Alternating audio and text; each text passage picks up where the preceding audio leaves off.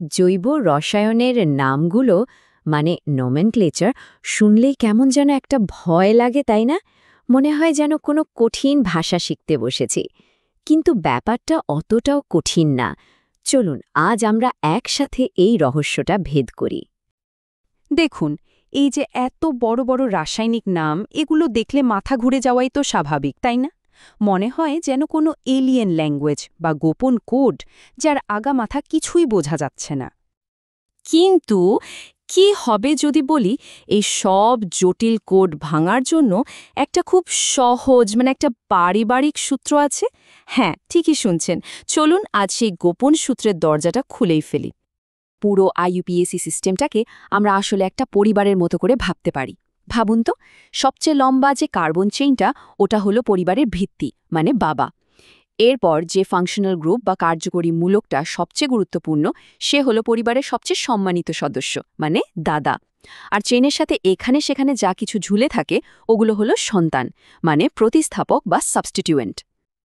আচ্ছা, তাহলে এই যে পরিবারের আইডিয়াটা আমরা পেলাম, চলুন এটাকে এবার একদম সহজ কিছু যৌগের ওপর অ্যাপ্লাই করে দেখি। শুরু করা যাক অ্যালকিন আর অ্যালকাইন দিয়ে। তো সবার আগে অ্যালকিন আর অ্যালকাইনের মধ্যে পার্থক্যটা একটু পরিষ্কার করে নিই। দেখুন, অ্যালকিনে থাকে একটা কার্বন কার্বন ডাবল বন্ড, আর তাই নামের শেষে আমরা বসাই ইন। আর অ্যালকাইনে থাকে একটা ট্রিপল বন্ড, আর এর নামের শেষে বসে আইন। আমাদের ওই যে ফ্যামিলি ট্রিটা, সেখানে এদেরকে আমরা বলতে পারি চাচার মতো, মানে দাদার চেয়ে এদের গুরুত্ব একটু কম। এই যৌগগুলোর নাম দেওয়া কিন্তু বেশ সোজা, জাস্ট কয়েকটা স্টেপ। ১ নম্বর, প্রথমে খুঁজে বের করতে হবে বাবাকে, মানে ডাবল বা ট্রিপল বন্ড সহ সবচেয়ে লম্বা কার্বন চেনটাকে। ২ নম্বর, চেনটাকে নাম্বারিং করতে হবে, এমনভাবে নাম্বার দিতে হবে যেন ওই বন্ডটা সবচেয়ে ছোট নাম্বারটা পায়। আর সবশেষে ৩ নম্বর, প্রিফিক্স, বন্ডের নাম্বার আর সাফিক্স, এই সবগুলোকে একসাথে জুড়ে দিলেই নামটা রেডি। আচ্ছা, এখানে একটা মজার ব্যাপার আছে। ধরুন, একটা মলিকিউলের ডবল বন্ডও আছে, আবার ট্রিপল বন্ডও আছে। তখন কি হবে? কাকে বেশি পাতা দেব আমরা? নিয়মটা কিন্তু খুব সিম্পল, অ্যালফাবেটিক্যাল অর্ডার।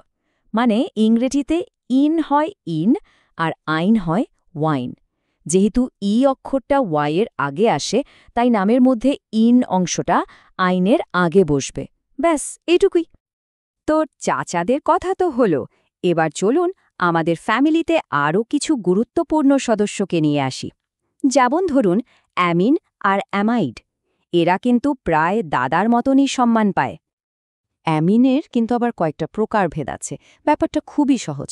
নাইট্রোজেন অ্যাটমের সাথে কয়টা কার্বন গ্রুপ লেগে আছে, সেটার উপর ভিত্তি করে এদেরকে আমরা বলি প্রাইমারি, সেকেন্ডারি বা টার্শিয়ারি অ্যামিন। একটা গ্রুপ থাকলে প্রাইমারি, দুটো থাকলে সেকেন্ডারি, ব্যাস এভাবেই। সেকেন্ডারি আর টার্শিয়ারি অ্যামিনের নামকরণের সময় একটা স্পেশাল নিয়ম মাথায় রাখতে হবে। যদি কোনো গ্রুপ বা আমাদের গল্পের সন্তান সরাসরি নাইট্রোজেনের সাথে লেগে থাকে, তাহলে তার পজিশন বোঝানোর জন্য আমরা এন প্রিফিক্সটা ব্যবহার করি। যেমন ধরুন, নামটা হলো এন মিথাইল ইথানামাইন। এর মানে কি? এর মানে হলো মিথাইল গ্রুপটা কার্বন চেনের সাথে না, বরং সরাসরি নাইট্রোজেনের সাথেই জুড়ে আছে। আচ্ছা, এতক্ষণ তো সহজ জিনিস দেখলাম। এবার একটু অ্যাডভান্সড লেভেলে যাওয়া যাক, কেমন? মাঝে মাঝে এমন হয় যে যেটাকে আমরা সন্তান বা প্রতিস্থাপক বলছি, তার নিজেরই আবার হাত পা গজিয়েছে, মানে তারও আবার শাখা প্রশাখা আছে। এই জিনিসটাকেই বলে শিখলের মধ্যে শিখল, বা চেইন উইদিন এ চেইন। তো এই শিকলের মধ্যে শিকলের নাম কিভাবে দেব? এখানেও একটা সহজ নিয়ম আছে। ওই যে জটিল প্রতিস্থাপকটা, তার পুরো নামটা একটা ব্র্যাকেটের মধ্যে লিখে দিতে হবে। ব্যাস, এটা নিয়ে অনেকেই কনফিউজড হয়ে যায়, কিন্তু নিয়মটা জেনে গেলে দেখবেন ব্যাপারটা আসলে খুবই সোজা। আমাদের ফ্যামিলি কিন্তু আরও বড় হচ্ছে। চলুন এবার আরও দুটো কমন ফ্যামিলিকে আলাপ করিয়ে দিই, ইথার আর অ্যাস্টার। এদের স্পেশালিটি হলো এদের মূল চেনের মধ্যেই একটা অক্সিজেন অ্যাটম ঢুকে বসে থাকে। ইথার আর এস্টারের মধ্যে গঠন আর নামের দিক থেকে বেশ কিছু পার্থক্য আছে। দেখুন, ইথারে একটা অক্সিজেন অ্যাটম দুটো কার্বন চেনের মধ্যে সেতুর মতো কাজ করে। আর এস্টারে কি হয়, ওখানে একটা কার্বনিল গ্রুপ মানে COO, তার সাথে একটা অক্সিজেন থাকে। যেহেতু স্ট্রাকচার আলাদা, তাই স্বাভাবিকভাবেই এদের নামকরণের স্টাইলটাও একদম আলাদা। এ স্টারের নামকরণটা একটু ট্রিকি, কারণ এর নামটা দুটো পার্টে হয়। নিয়মটা মন দিয়ে শুনুন। যে কার্বন চেনটা সিঙ্গেল বন্ডেড অক্সিজেনের সাথে লেগে আছে তার নামটা আমরা আগে লিখি আইল বা ওয়াইএল সাফিক্স দিয়ে, আর যে অংশটায় C=O গ্রুপটা আছে ওটা হলো আমাদের মূল চেন, আর তার নামের শেষে বসে ওয়েট বা OH। ব্যাস, এই দুটো পার্ট মিলেই হলো এই স্টারের নাম। একটা উদাহরণ দিলে ব্যাপারটা একদম পরিষ্কার হয়ে যাবে। ধরুন প্রোপাইল বেনজয়েট। এখানে প্রোপাইল পার্টটা কোথা থেকে এলো? এটা এসেছে ওই সিঙ্গেল বন্ডেড অক্সিজেনের সাথে যে গ্রুপটা লেগে আছে সেখান থেকে। আর বেনজয়েট পার্টটা হলো C+O গ্রুপ সহ আমাদের বেনজিন রিংটা। এই যে নামের দুটো আলাদা অংশ, এটা ধরতে পারাটাই আসল খেলা। তো আমরা অনেকগুলো আলাদা আলাদা সদস্যের সাথে পরিচিত হলাম। এবার সময় হয়েছে সবগুলোকে একসাথে মিলিয়ে একটা পুরো ছবি দেখার, মানে নামকরণের ফাইনাল ডিসিশন নেওয়ার জন্য যে একটা প্রায়োরিটি লিস্ট বা অগ্রাধিকার তালিকা আছে, চলুন সেটা দেখিনি। এই যে টেবিলটা দেখছেন, এটাই হলো আমাদের পুরো আলোচনার সারমর্ম। আমাদের সেই দাদা চাচার আইডিয়াটাকেই এটা একটা গাইড হিসেবে দেখাচ্ছে। দেখুন, একদম ওপরে সবচেয়ে বেশি প্রায়োরিটি পাচ্ছে অ্যাসিড আর তার জাতকেরা, এরা হলো আমাদের দাদা। আর একদম নিচের দিকে কম প্রায়োরিটি নিয়ে বসে আছে অ্যালকিন, অ্যালকাইন, এরা হলো চাচা।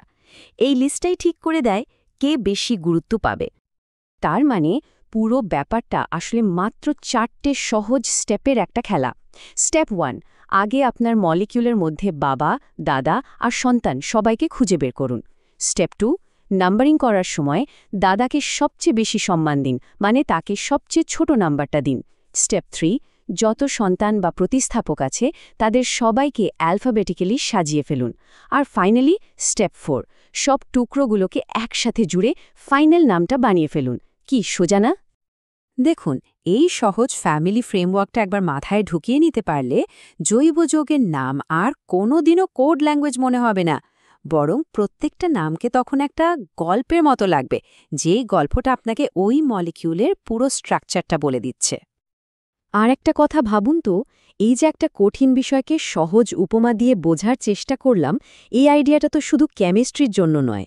এরকম আরও কত জটিল বিষয় আছে যেগুলোকে হয়তো এমনই কোনো সহজ আর মজার উপমা দিয়ে একদম জলের মতো সোজা করে ফেলা যায়, তাই না?